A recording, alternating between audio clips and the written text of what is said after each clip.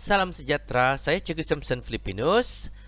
Apa kabar semua? Pada hari ini saya akan berkongsi tentang cara pengiraan penyata untung rugi untuk tingkatan 4 dan 5 bagi mata pelajaran pertanian 3729. Okey, tanpa buang masa, mari kita lihat contoh soalan tingkatan 4. Jadual 3 menunjukkan maklumat keuangan seorang penternak ayam pedaging. Okey, kebiasaan soalan ini dia akan beri semua info dalam bentuk jadual. Jadi kita perlu ekstrak untuk kos tetap, kos berubah dan juga pendapatan. Okey, untuk ini cikgu syorkan anda ataupun tipsnya ialah kita keluarkan dulu kos tetap, sebab kos tetap ini dia tidak banyak. Ya, kebiasaan dia tidak banyak. Jadi kita keluarkan yang sedikit itu, maka yang lain itu merupakan kos berubah. Okey, mari kita lihat ya. Okey. Kos tetap ini dia cikgu telah sediakan mnemonic acrostic seperti yang telah dipaparkan di sini. Cari gadis suka ikan sepat. Okey, acrostic dia. Jadi cukai ini diwakili oleh perkataan cari, gaji pekerja ini diwakili perkataan gadis, susut nilai ini diwakili perkataan suka, insurans diwakili dengan perkataan ikan, dan juga sewa diwakili dengan sepat. Kebiasaan bila kita buat acrostic ini, kita kena rujuk kepada huruf yang berada di depan setiap perkataan. Macam cukai itu C kan. Jadi C itu kita kena carilah perkataan, buatlah ayat dia C. Lepas tu G gadis sini ya. Jadi S dan juga I ikan, dan S sini jadi sepat lah. Jadi itulah cara kita membuat mnemonic acrostic. Okey, di sini kita sudah boleh lihat bahawa untuk kos tetap dia cuma ada dua, iaitu cukai dan juga susut nilai ya. Di sini dia tidak ada lagi insurans kah ataupun sewa. Jadi secara automatik ini menjadi kos berubah. Okey, petak yang berwarna merah ini. Dan manakala petak berwarna kuning itu merupakan pendapatan ya. Jadi di situ kita boleh lihat bahawa berat ayam untuk formula pendapatan ialah berat hasil. Ya, di sini berat hasil itu ialah berat ayam lah, dan didarab dengan harga sekilo. Harga hasil, harga yang kita jual itulah sekilogram. Jadi untuk pengiraan ini kita darab saja untuk kedua-dua ini ya. Okey, mari kita, dan petak ini cikgu kenali dia sebagai petak PKK. Okey, apa petak PKK? P ini adalah pendapatan, K adalah kos berubah, dan K satu lagi adalah kos tetap. Okey, jadi ini tips lah ya. Jadi kamu boleh gunakan petak PKK ini untuk mengenal pasti mana satu kos tetap, mana satu kos berubah dan juga pendapatan. Okey, apabila kita sudah dapat mengenal pasti, jadi mudah untuk kita menyelesaikan pengiraan. Okey, kita lihat seterusnya. Ini adalah penyata untung rugi. Dalam bentuk soalan seperti ini dia agak mudah, sebab semua item-item seperti pendapatan, kos berubah tetap, jumlah perbelanjaan dan keuntungan disediakan ruang. Dan ada juga satu bentuk soalan dia minta sediakan penyata untung rugi tanpa memberi ataupun menyediakan item-item ini. Jadi apa yang kita kena buat? Kita kena buatlah jadual untung rugi itu. Nanti kita akan lihat untuk soalan tingkatan 5 nanti ya. Kita selesaikan dahulu tingkatan 4 ini dalam bentuk soalan seperti ini. Okey, mari kita lihat pendapatan. Okey, pendapatan formulanya ialah berat hasil darab dengan harga sekilo. Okey, kalau kita rujuk pada jadual tadi, berat hasilnya adalah 19,500 kilogram, darab dengan harga RM5.50. Jadi kita dapatlah jumlah sebanyak 107,250. Ya, itulah kita punya pendapatan yang kita perolehi. Okey. Kita lihat pada kos berubah. Jadi kalau kita sudah buat tadi petak PKK tadi, jadi kita setinggal saja isi bahagian ini, ya. Anak ayam, makan pemula, makanan pembesar, vaksin, bil elektrik, bil air dan upah pekerja. Okey, upah pekerja ini berbeza dengan gaji pekerja, ya, sebab upah pekerja ini dia merujuk kepada upah harian. Maksudnya kalau pekerja ini datang bekerja hari ini adalah gaji. Kalau dia tidak datang hari ini tidak adalah gaji. Jadi di situ berlaku uh, gaji yang tidak tetap pada setiap bulan berbanding dengan gaji. Gaji ini merupakan upah gaji bulanan. Jadi bulanan dia tetap saja. Kalau 2000 sebulan, 2000 sebulan lah, sama ada dia datang kerja atau tidak datang kerja. Itu bezanya, ya. Jadi kalau upah ini dia adalah kos berubah sebab dia kalau tidak datang kerja dia tidak ada gaji. Okey, dan ini merupakan jumlah untuk kos berubah, jumlah keseluruhannya apabila dicampur semua itu adalah ringgit Malaysia 58,900. Ini merupakan kos berubah. Mari kita lihat kos tetap. Kos tetap tadi kalau ikut jadual dia cuma ada dua, iaitu cukai tanah dan juga susut nilai alatan, kan. Jadi kita campur kedua-dua nilai ini, maka kita akan dapat jumlah sebanyak RM640. Okey, jumlah perbelanjaan kelas formula dia ialah kita campur kos berubah dengan kos tetap. Kita campur kedua-duanya itu, ya. Dan maka kita akan dapatlah jumlah sebanyak RM59,540. Itu merupakan perbelanjaan, jumlah perbelanjaan setelah dicampur kos berubah dan kos tetap. Okey, manakala keuntungan pula formula dia ialah jumlah pendapatan tolak dengan jumlah perbelanjaan, ya.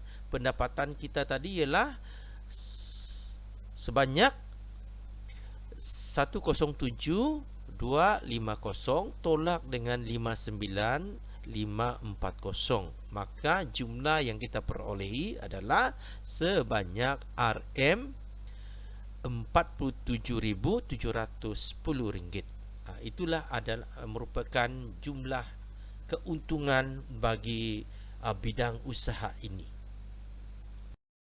Mari kita lihat, dan kebiasaan soalan ini selepas kita telah menyelesaikan penyataan untung rugi, pulangan modal dan titik modal akan menyusul. Soalan ini dia tetap akan keluar. Okey, kita lihat dulu pulangan modal, formulanya ialah jumlah pendapatan bahagi dengan perbelanjaan. Okey, perhatikan huruf yang berwarna hitam, P, M dan juga P dan B. Itu cikgu kaitkan dengan mnemonic acrostic. Okey, PM itu adalah pulangan modal, tapi cikgu wakilkan huruf Perdana Menteri. Okey, P pula pendapatan, cikgu wakilkan dengan paling. Slash itu bermaksud bahagi, dan juga bijak itu adalah belanja, P. Ya, jadi nampakkan ini adalah cara ataupun teknik kita mau ingatlah. Teknik kita cuba ingat formula ini, ya. Dan setelah kita hitungkan, jadi kita dapatlah sebanyak 1.80. Itu adalah pulangan modal.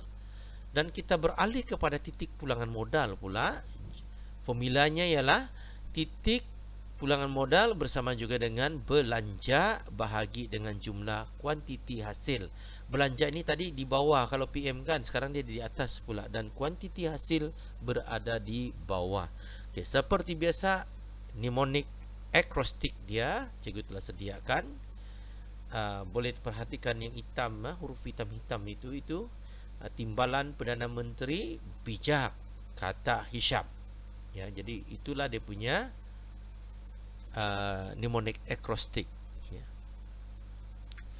Okey, dan kita teruskan dengan um, pengiraan. Jadi titik pulangan modal untuk bidang usaha ini ialah RM RM3.05 untuk 1 kilo. Okey, mari kita perhatikan apa kegunaan pulangan modal dan juga titik pulangan modal. Untuk pulangan modal ini, dia berkait rapat dengan soalan bahagian D ini, satu keputusan masa depan bidang usaha. Jadi bila ini, untuk menjawab soalan ini, kita kena merujuk kepada pulangan modal. Okey, nanti kita akan lihat. Okey, kita lihat pula titik pulangan modal. Titik pulangan modal ini, mari kita lihat dia graf ini. Okey, seperti yang anda dapat lihat, garisan warna biru itu adalah jumlah kos, manakala garisan emas itu adalah jumlah hasil. Okey, apabila di bawah garisan biru, perhatikan garisan emas itu masih berada di bahagian bawah selepas titik pulangan modal ini. Kamu nampak titik pulangan modal kan? Di titik pulangan modal itu, maksud titik pulangan modal pada tempat ini maksudnya ialah kita balik pokok, tidak ada untung dan tidak ada rugi. Okey, di bawah titik ini itu bermaksud kita masih berhadapi kerugian. Tapi apabila kita lihat di atas paras, di mana garisan warna emas itu telah melebihi garisan warna biru, ya. Jumlah hasil telah melebihi jumlah kos. Di sini kita akan mendapat untung, ya. Jadi faham kan? Kalau di bawah titik pulangan modal itu kita masih menghadapi kerugian. Tapi apabila garisan emas itu sudah melebihi garisan biru itu, bermaksud kita sudah mendapat keuntungan di situ. Okey. Jadi untuk titik pulangan modal, soalan yang dikaitkan biasanya berbunyi seperti ini, ya. Jika kita, berapakah barang yang kita perlu jual ataupun hasil yang kita perlu jual untuk mendapat untung sebanyak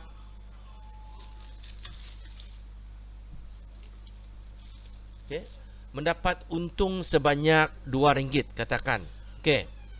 Jadi hasil yang kita perlu jual itu mestilah kita tambah dengan jumlah titik pulangan modal ini. Contohnya hasil yang kalau kita mau dapat RM2 untung, maksudnya jumlah hasil itu mestilah kita tambah RM2 kepada RM3.05 ini, ya. Jadi jumlah hasil itu berjumlah sebanyak RM5.05. Okey, barulah keuntungan yang kita perolehi itu sebanyak RM2. Faham maksudnya di sini? Okey. Faham maksudnya di sini? Harap-harap fahamlah kan? Okey. Jadi titik pulangan modal ini kita mau menentukan keuntungan yang berapa kita perolehi. Kita campur sahaja dengan jumlah titikan pulangan modal. Itulah jumlah hasil yang kita perlu jual, ya, untuk mendapat untung sedemikian rupa. Okey, kita pergi kepada soalan bahagian D ini, satu keputusan masa depan bidang usaha. Jadi kita merujuk kepada pulangan modal di sini. Okey. Kalau dalam kes ini, kita lihat jawapannya dulu, ya.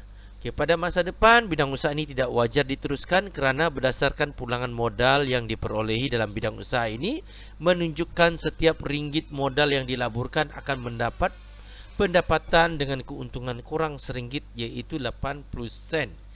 Ya, jadi dari mana kamu dapat 80 sen itu? RM1.80 tolak RM1. Sebab apa yang kita mau lihat, setiap RM1 itu berapa untung yang kita dapat. Jadi dalam kes ini untungnya hanya 80 sen sahaja. Jadi kebiasaan bila kita mau menentukan satu keputusan, keuntungan itu perlu melebihi daripada RM1. Kalau di bawah RM1, secara automatik kita akan mengatakan bidang usaha ini tidak wajar untuk diteruskan dan perlulah menukar kepada bidang usaha yang lain. Okay. Tapi jika pulangan modal ini melebihi RM1, katakan RM2, RM2.50, setelah kita tolak RM1, yang itu kita boleh katakan teruskan bidang usaha ini. Kita boleh meneruskan bidang usaha ini sebab pulangan modalnya melebihi setiap ringgit yang kita laburkan mendapat keuntungan sebanyak RM2.50, katakanlah, ya. Okey. Okey. Seterusnya mari kita lihat pada soalan nombor tingkatan 5, ya. Jadi Encik Hakimi bercadang menanam cili api menggunakan kaedah vertigasi. Berikut merupakan belanjawan projek penanaman cili. Okey, dalam kes ini sama seperti tadi, kita gunakan petak PKK. Dan dalam petak PKK ini, apa yang kita perlu buat? Kita mulakan dengan kos tetap dahulu. Sebab kos tetap ni dia sedikit, ya. Jadi kita boleh asingkan kos tetap, baru kita pergi tahu yang lain itu adalah kos berubah, dan juga akhirnya kita boleh cari pendapatan di situ. Okey, kita mulakan, ya.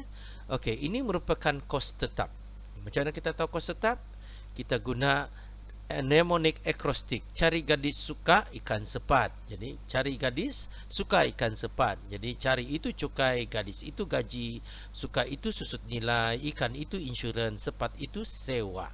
Jadi inilah merupakan cara kita mengingat kos tetap itu. Jadi dalam ini kita tahu sewa termasuk dalam mnemonic acrostic itu, jadi susut nilai dan juga insurans.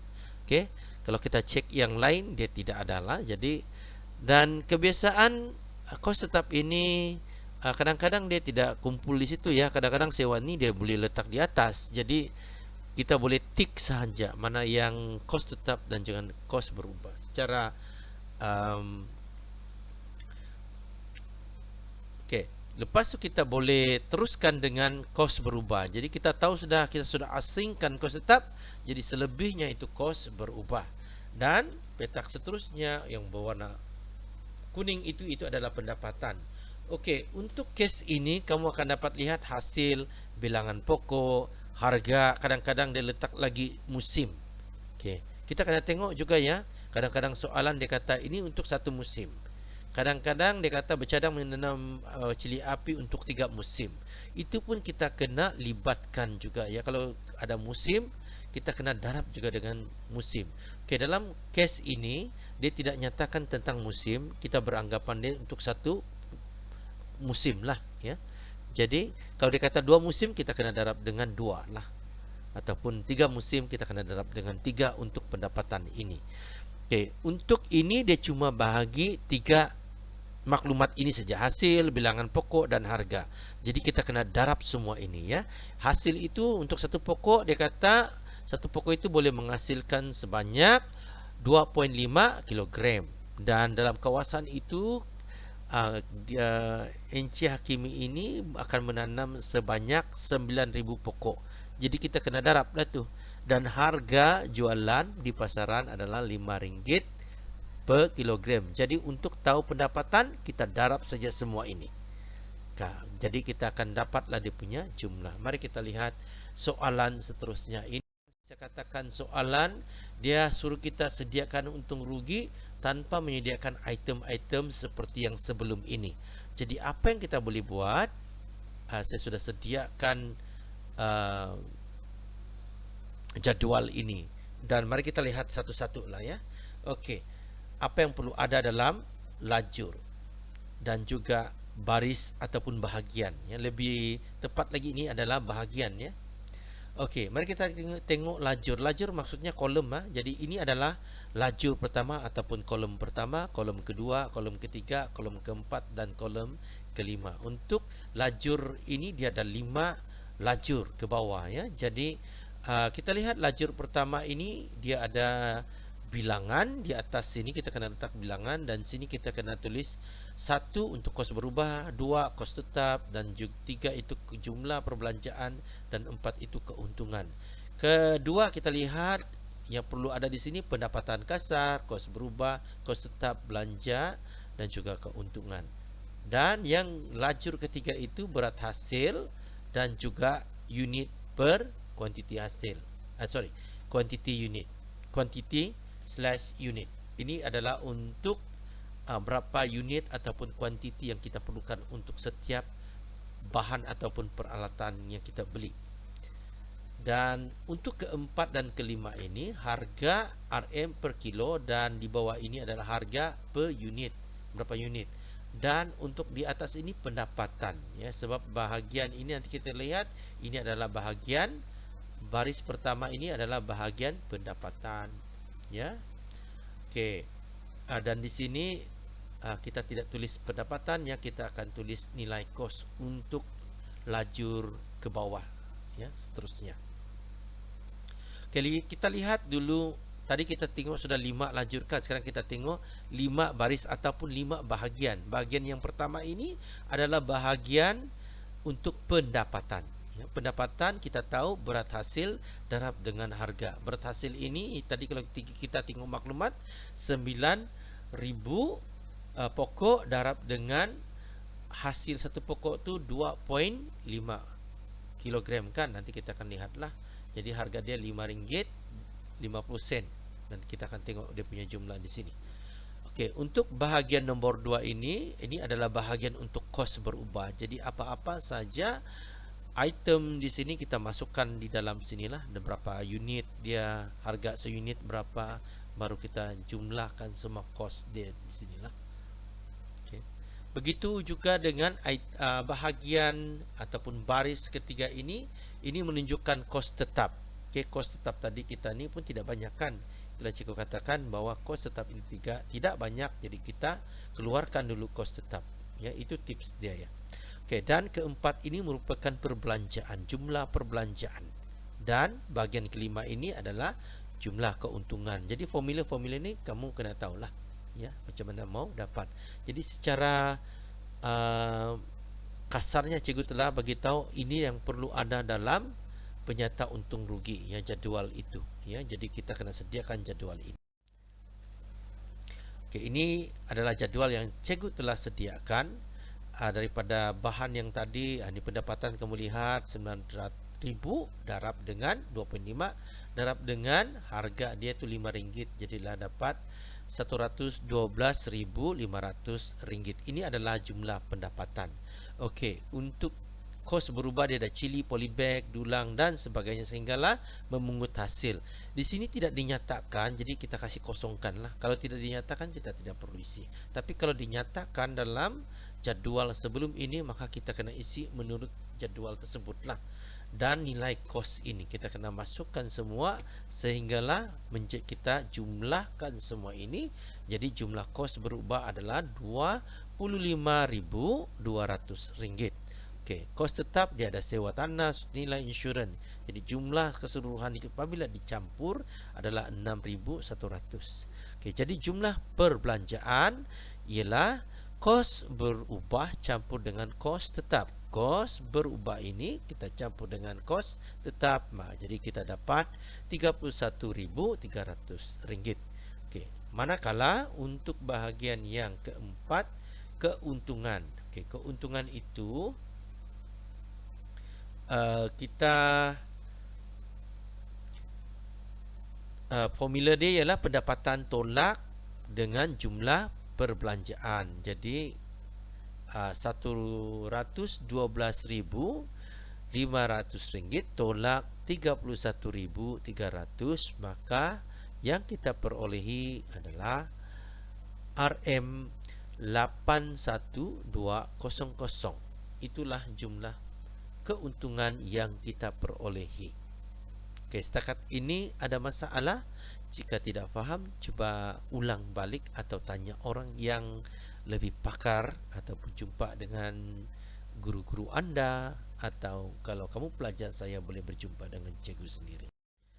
Okey, kita lihat pulangan modal, dan seperti biasa cikgu katakan selepas penyata untung rugi, dua soalan ini memang wajib, ya, keluar, ya. Jadi mau tidak mau kita kena tahulah dia punya formula, ya. Perdana Menteri paling bijak, ya. Jadi di sini apabila telah kita gunakan formula itu, kita kira, maka kita dapat 3.59. Okey, Manakala titik pulangan modal di sini ialah, ini formula dia, ingat ya, ialah RM RM1.39 per kilo. Jadi kita tahu kalau kita mau cari keuntungan, kalau kita mau dapat kita mau tahu berapa jumlah hasil yang kita perlu jual untuk mendapat keuntungan sebanyak RM1 katakan. Jadi kita tambah saja RM1 dengan jumlah ini. Jadi RM2.39. Itulah jumlah hasil yang kita perlu jual untuk mendapatkan keuntungan RM1. Kalau RM2, bergantunglah RM2, kita campur RM2.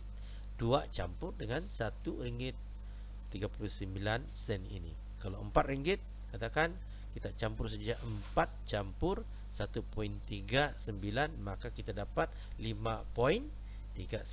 Itulah jumlah hasil yang kita perlu jual.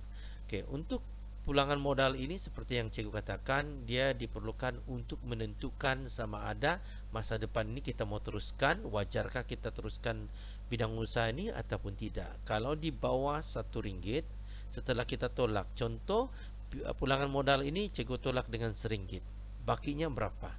RM2.59 kan. Jadi RM2.59 ini melebihi RM1. Jadi wajarlah bidang usaha ini diteruskan.